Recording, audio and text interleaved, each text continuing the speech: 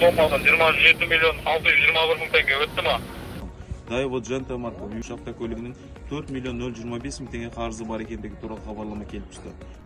Lada Largus автокөлігі тоқтатып айыптарға қойылсын деген нұсқама келіп, бұл кісінің қарыз сомасы 6 миллион 186 мың 151 теңге. Қызылорда Самара Шымкент тасжолының бойында Volkswagen Passat маркалы автокөлігі мемлекетке 8 миллион 600 мың теңге айыппұлдарының берешегі бар екенін анықталып, қазіргі уақытта аталған автокөлік арнайы автотұраққа қойылды.